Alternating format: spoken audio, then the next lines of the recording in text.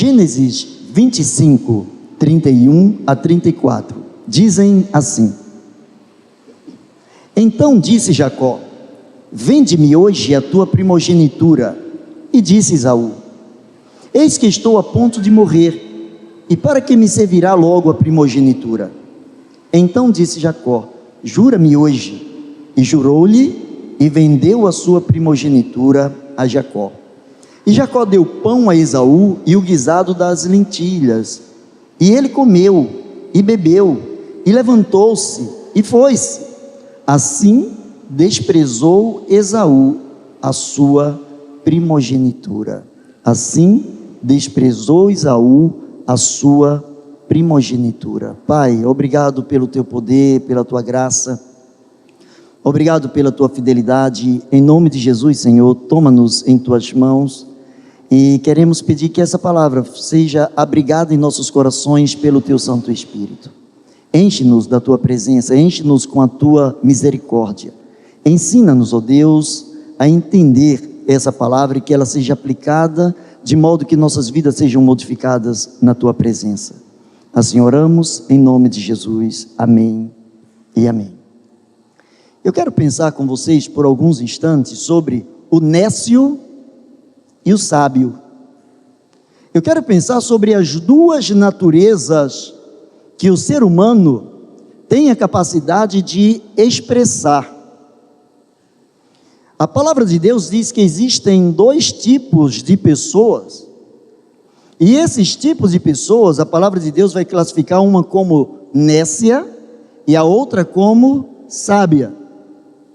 O nécio e o sábio, eles podem ser inteligentes, tanto um quanto o outro podem ser inteligentes, mas o que vai fazer a diferença entre o nécio e o sábio não é a sua quantidade de inteligência, mas a sua sabedoria.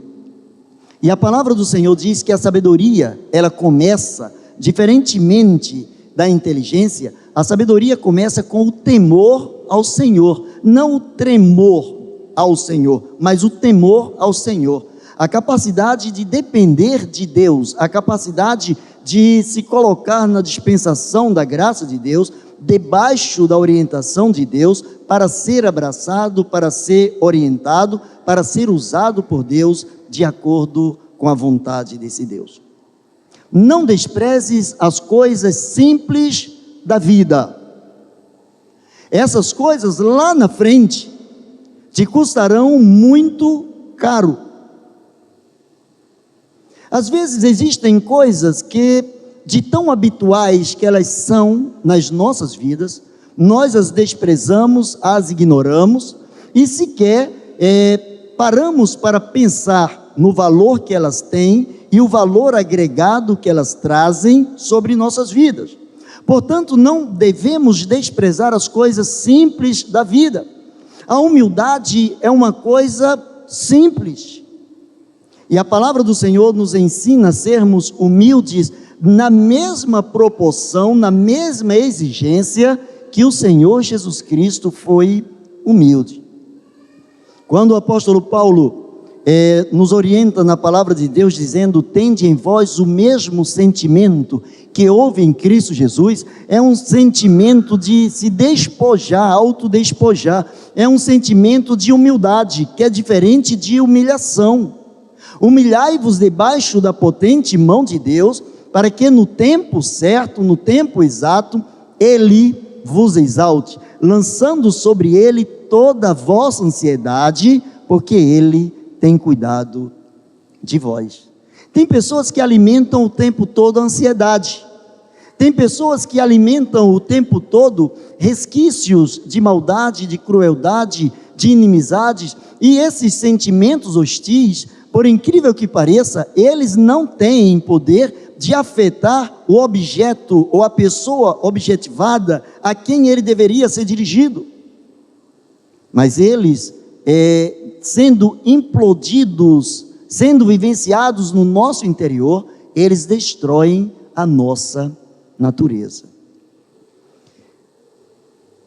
Nunca desprezes a humildade. que a Bíblia diz que a humildade precede a honra. Todo mundo quer ser honrado. Por exemplo, num campeonato, num país como o nosso, que todos respiramos futebol, todos os torcedores querem que o seu time sagre-se campeão em determinados campeonatos, ou se possível, durante o ano ele ganhe todas as competições, ou se possível, ele ganhe todas as disputas, todas as partidas, porque é o desejo de cada pessoa que torce, cada pessoa que quer ver o melhor do seu time. A Bíblia diz que cada pessoa que torce por vitórias, cada pessoa que torce por sagrar-se campeã, cada pessoa que torce por ser honrada, receber das mãos de Deus o troféu, precisa calçar as sandálias da humildade. A humildade precede a honra. Assim como Esaú e Jacó, eu devo ter criado um terceiro irmão nesse meio tempo aí. Se você ouvir falar de Esaú, deve ser o irmão de Esaú e Jacó. Esaú e Jacó, diz a palavra de Deus, que eles lutavam no ventre da sua mãe.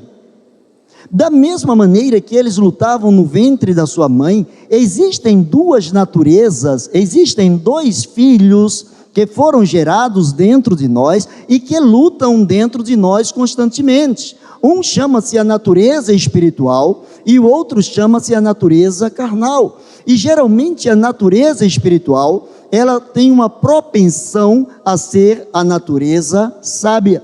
E a natureza carnal, porquanto busca as coisas que satisfazem o imediato, a vida aqui na terra, as limitações físicas e geográficas, geralmente esta natureza é inclinada ou nos inclina a agirmos de forma nécia, sem sabedoria. O louco ou nécio, a Bíblia chama de nécio, que é a mesma coisa de louco, ele tem um perfil. E esse perfil não é apenas uma questão psíquica, não é apenas uma questão neurológica, uma questão fisiológica, mas é algo que transcende, é algo que está na sua natureza, é algo que está no seu espírito, é algo que está no imaterial da sua vida. A pessoa que tem o perfil nécio, as pessoas nécias, geralmente elas são aventureiras. E o que é um aventureiro? É aquele que se esquece que nem todo dia está para a caça, ou para o caçador. Um dia da caça, outro dia do caçador. O que aconteceu? A palavra de Deus fala sobre esses dois irmãos, Esaú e Jacó.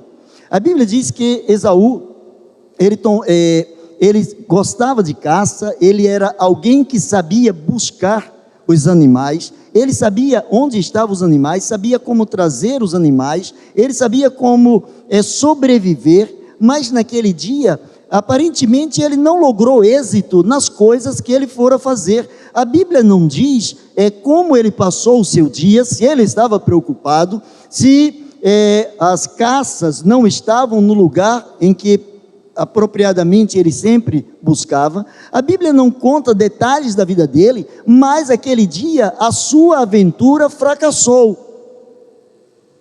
E as pessoas que são nécias diante de uma aventura, elas começam a viver na incerteza. O nécio, ele começa a ser muito imediatista, porque ele precisa ver a honra, a glória, ele precisa ver as coisas resolvidas ao seu bel prazer. Ele precisa que o senso de justiça pessoal seja exercido ou seja manifesto diante de tudo e de todos, principalmente se ele estiver envolvido naquela situação. Ele começa a ter incertezas. Vê o que diz Esaú.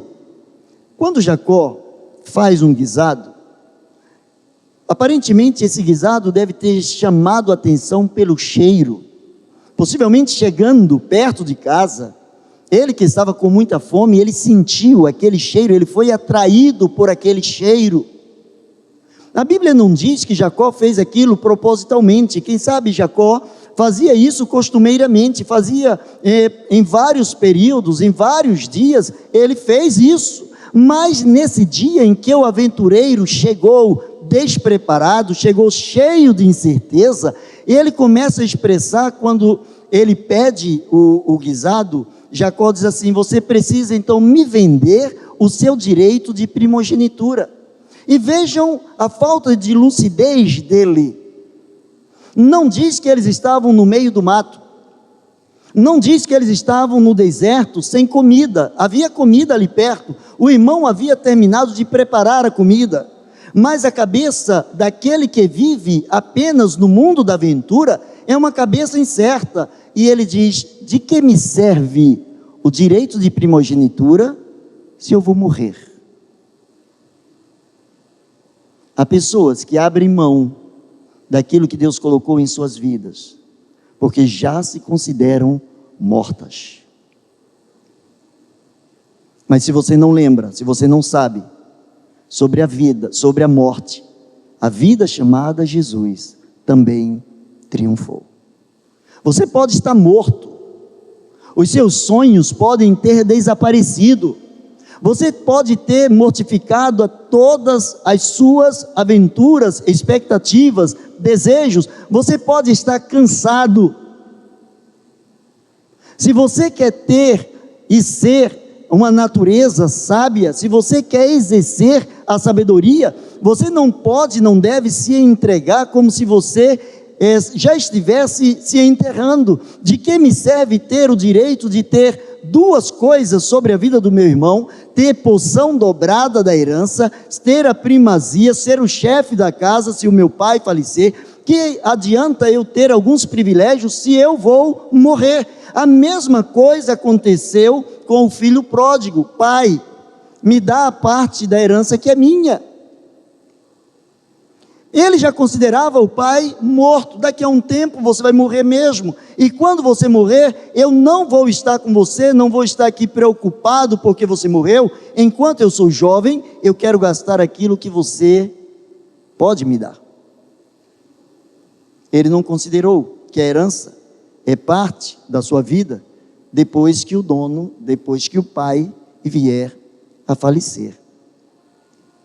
Ele também agiu de uma forma nécia. Mas aqueles que são sábios também têm um perfil diferenciado em sua natureza. Primeira coisa que se encontra no perfil do homem sábio é a simplicidade. É a simplicidade. A Bíblia não diz que Jacó, vendo o seu irmão chegar com fome, correu e foi preparar uma comida. Não diz que ele já havia preparado uma comida. Ele costumeiramente cozinhava, ele fazia, ele preparava. Ele sempre estava preparado para aquilo que seria o imprevisto. Quem sabe em muitos e muitos dias, ele vinha com isso na sua cabeça: se eu fosse o primogênito, as coisas seriam diferentes. Se eu tivesse porção dobrada, se eu tivesse a bênção do meu pai, isso seria diferente na minha vida, eu valorizaria muito mais.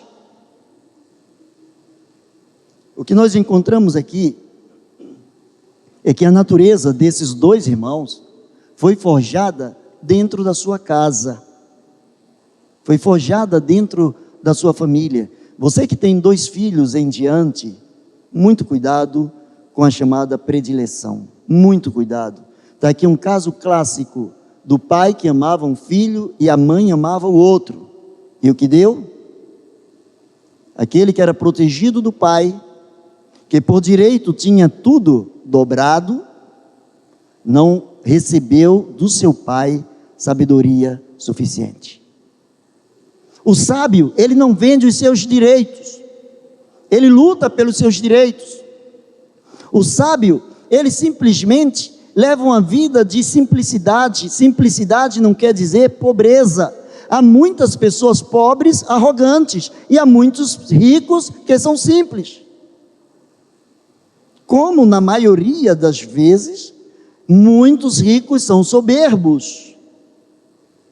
Mas pobreza não é sinônimo de simplicidade. Pobreza é uma coisa, simplicidade é outra. Pobreza tem nada a ver com a simplicidade. O salmista expressa no Salmo 73, 25, o salmista diz assim: a quem tenho eu no céu, senão a ti? E na terra, não há outro a quem eu deseje além de ti. O homem que tem a alma sábia, ele espera na pessoa certa. Ele diz para Deus: a quem tenho eu no céu além de ti? E na terra não há ninguém que eu deseje mais do que o que eu desejo a ti. Eu te desejo acima de todas as coisas, acima de todas as pessoas. Isso é princípio da sabedoria, porque diz a palavra de Deus que a sabedoria tem o seu princípio no temor ao Senhor, e esse temor nos leva a amar esse Deus. O perfil do homem sábio leva este homem a ter segurança. O perfil da natureza nécia leva o homem a viver na incerteza. Eu sei que eu vou morrer. Claro que tanto um quanto o outro ia morrer, mas enquanto que tinha o direito de primogenitura, alimentava a sua cabeça com sensações de morte. Aquele que não tinha o direito de primogenitura, ele alimentava o seu coração com desejos de vida. Ele poderia expressar o que o salmista expressou no Salmos 40, versículo 1, que diz: esperei com paciência no Senhor, e ele se inclinou para mim e ouviu o meu clamor. O perfil do sábio é um perfil visionário, ele vê adiante. Ele vê adiante. Ele pensa um pouco além do que os outros pensam. Ele não se limita ao tempo atual. Ele não está preocupado com o futuro, mas ele programa o seu futuro. Ele poderia ter proposto a compra do direito de primogenitura e Esaú não vender. Era um direito de Esaú vender ou não vender, passar ou não passar. Mas quando ele coloca diante de Esaú o desejo de comprar, ele aproveita aquela oportunidade, ele fez o guisado, e depois que ele fez o guisado, a fome do irmão foi despertada, e não foi ao contrário. Ele não viu primeiro a fome do irmão, para depois fazer o guisado. Ele fez o guisado. Era visionário. Era como alguém que chega em uma determinada cidade e descobre que toda a população anda descalço. E ele tem a visão: eu vou colocar uma sapataria. E aquele que é nécio, ele vai dizer: mas o povo aqui não usa sapato. O sábio, ele diz: o povo vai passar a usar o sapato depois que eu fizer o sapato.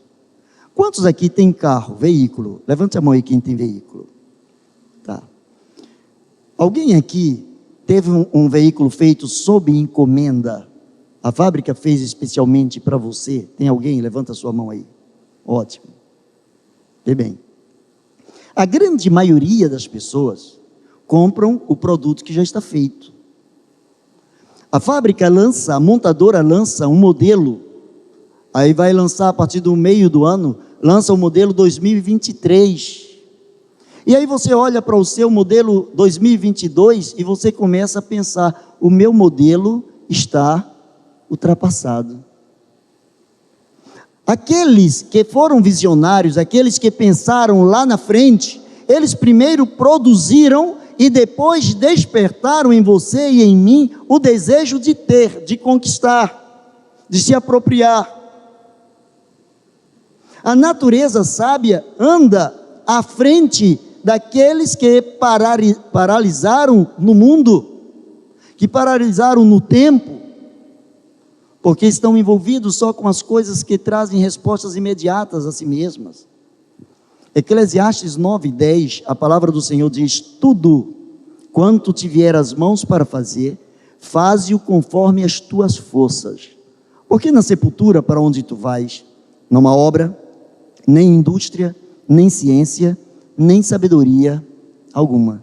Eu vou te fazer uma pergunta, mas eu sei qual é a sua resposta. Quanto tempo você tem de vida? Você vai responder igualmente a mim: eu não sei. Se perguntar quanto tempo você quer viver, é diferente. Eu quero mais 10, eu quero mais 20, eu quero mais 50, eu quero mais 100. Eu quero esperar Jesus voltar. Mas a pergunta é: quanto tempo você tem de vida?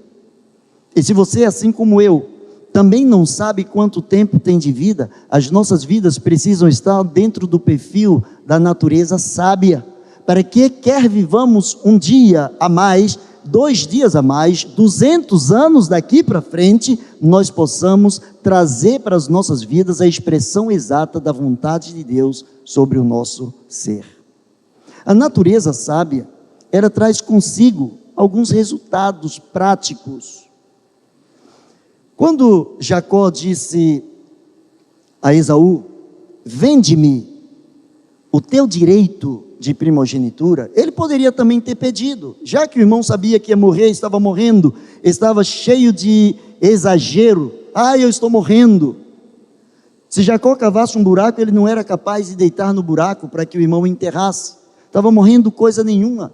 É que a natureza humana começa, diante das dificuldades, começa a querer sair daquela situação e achar que não vai mais aguentar. Então, aquele que é sábio, e Jacó, ele foi sábio quando, ao invés de pedir, ele disse: eu quero comprar. Você pode me dar hoje, você pode se arrepender amanhã, mas se eu comprar, eu vou pagar. E aí, depois que eu pagar, ele passa a ser meu. Vende-me o teu direito de primogenitura. Ele focou no que ele queria. O que é que ele queria? Direito de primogenitura. Só que o direito de primogenitura teria que ainda passar pelo crivo do pai, porque o filho só era abençoado e só exercia o seu direito de primogenitura, a sua herança dobrada, depois que o pai colocasse a mão na sua cabeça, depois que o pai o recomendasse a Deus, depois que o pai proferisse palavras que seriam irrefutáveis, inegociáveis por toda a sua existência. A palavra ainda não havia saído da boca do seu pai, mas ele se antecipou. Se o seu pai não o abençoasse, o direito de primogenitura não teria validade. Mas o homem sábio, a natureza sábia, leva o homem a acreditar naquilo que é o propósito da sua vida. A natureza sábia, ela leva as pessoas a fazerem acordo, porque o sábio, bote isso na sua cabeça, o sábio, antes de tudo, é um homem equilibrado. Quer saber se um homem ou se uma mulher são equilibrados? Ali se são sábios, olha o equilíbrio dele. Tem pessoas que vão de extremo a extremo. Todos nós variamos de um polo a outro. Mas tem pessoas que saem do 0 ao 100 em questão de segundos. E também desiste do 100 para o 0 em frações de milésimos de segundos. O homem sábio, ele tem equilíbrio. Mas sabe por que ele tem equilíbrio? Porque ele acredita que as coisas não vão acontecer de uma forma mágica e que ele está debaixo de uma situação, diante de um fator chamado de tempo. Ele acredita que há tempo para todo propósito debaixo do céu. Há tempo de sorrir e há tempo de chorar. E quando ele está chorando, ele lembra que o tempo de chorar também não é eterno, porque como há tempo de chorar, também há tempo de sorrir. E esse equilíbrio se encontra na natureza sábia. O homem sábio, ele tem prazer em servir. Servir. A palavra de Deus diz: servi ao Senhor com alegria e apresentai-vos a Ele com cântico. Servir. A palavra de Deus fala em vários lugares sobre os mandamentos recíprocos, os chamados uns aos outros. Amai-vos uns aos outros. A palavra de Deus sempre nos orienta a vivermos servindo. O servo, o papel do servo é servir. A natureza sábia tem prazer em servir e não em ser servido. Ser servido é uma consequência do seu serviço. O prazer dele é servir. Jacó, quando disse assim: vende-me o teu direito de primogenitura, o faminto, o desesperado, que achava que já ia morrer, já estava quase à morte, quase encomendando o seu caixão, ele diz: de que me serve o direito de primogenitura? E aí Jacó diz para ele o seguinte: então jura-me, dá-me a tua palavra, empenha o que você tem de melhor, coloca o selo, autentica, hoje seria reconheça a sua firma. Ele reconheceu sua firma, está dada a minha palavra. E Jacó vai e serve. Eu disse no início, caminhando aqui para o final, eu disse no início que nunca despreze as coisas simples da vida, porque lá na frente elas te serão ou te trarão um preço muito alto. Aqui, Esaú achou apenas o direito de primogenitura. De que me serve ter direito de ser maior sobre o meu irmão? Ainda tem algumas etapas da vida. Se porventura eu morrer, já é dele mesmo. Se eu não morrer, ainda precisa o crivo do meu pai, precisa da bênção do meu pai. E como o meu pai ama mais a mim do que a ele, o meu pai não vai fazer uma coisa dessa comigo. Como que o meu pai não vai fazer uma coisa dessa comigo, se eu mesmo estou fazendo comigo esta coisa? E sabe o que isso lhe custou? A bênção do seu pai. Aquilo que para ele não tinha valor, quando ele diz: de que me serve o direito de primogenitura? Se você está acompanhando lá em Gênesis, capítulo 27, 38, nós encontramos aí a sentença daquele que despreza aquilo que é simples na sua vida. Gênesis 27, 38. Se você não grifou, não tem grifado, grife isso aí na sua Bíblia. 27, 38 de Gênesis. E disse Esaú a seu pai: tens uma bênção só, meu pai? Abençoa-me a mim, meu pai. E levantou a sua voz e chorou. Mas sabe por que ele chorou? Porque o seu irmão, usando de falcatrua com a sua mãe, roubou a bênção do seu pai. O seu pai já deveria estar com catarata, já não estava enxergando bastante, já não estava com a visão legal, precisava palpar, sentir o cheiro para saber se era o seu filho.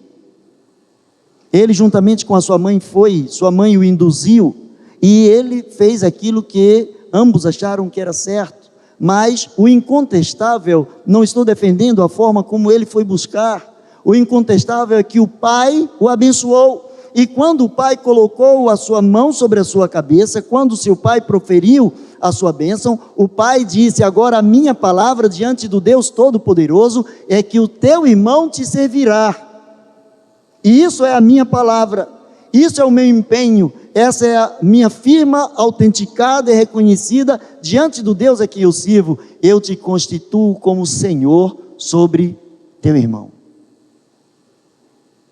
Agora chega o irmão com uma caça, chega Esaú, e quando vai apresentar para o pai fica atônito, dizendo: olha, a tua bênção veio teu irmão e levou. Veja o pensamento do nécio. Pai, você só tem uma bênção? Claro, ele só tem uma palavra. Palavra de pai é uma só. Experimenta mentir para o seu filho para ver como a coisa fica ruim para você. Palavra de pai, palavra de mãe é uma só, é sim, sim, não, não. Pai, você só tem uma bênção. E o pai disse: a bênção que eu tenho, eu dei para o seu irmão. E sabe agora o que é que a natureza nécia estava trazendo? Rancor, raiva, ódio. Eu vou matar meu irmão. Ora, ele não já estava prestes a morrer no início da história? Ele não estava prestes a sair do mundo, do cenário, não estava prestes a desaparecer, porque agora estava lutando para ser Senhor sobre a vida do seu irmão? Quando nós desprezamos as coisas mais simples da vida, quando desprezamos as coisas mais simples da vida, a vida nos cobra um preço muito alto. A vida nos cobra um preço muito alto. Quantas filhas, quantos filhos não ouviram seu pai, sua mãe, quando disse assim: olha, não saia com esse grupo de amigos, eu não quero você em noitadas, eu não quero você fazendo isso. Pai, mãe, vocês são quadrados. De que me serve essa palavra? E quantos hoje estão atrás das grades, ou no cemitério, ou com um filho indesejado, ou com um casamento destruído, ou com coisas totalmente diferenciadas e antagônicas ao bom andamento da vida social? Não desprezes as coisas simples da vida, senão o preço vai ser alto. Quem não é sábio, já se fez nécio. Em outras palavras, a nossa natureza, quando nascemos, todos nós somos nécios. Não tem como alguém se tornar nécio. Alguém já nasce nécio. A única possibilidade que se tem é do nécio tornar-se um sábio. Qual é a sua natureza? Baixa a sua cabeça e vamos falar com Deus. Qual é a sua natureza? Você é nécio? Você é sábio? Você depende de Deus na sua vida?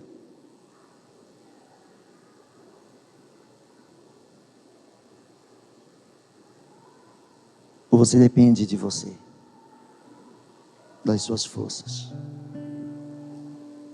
Peça ao Senhor: Senhor, tenha misericórdia de mim. Dá-me uma natureza sábia. Dá-me um coração quebrantado.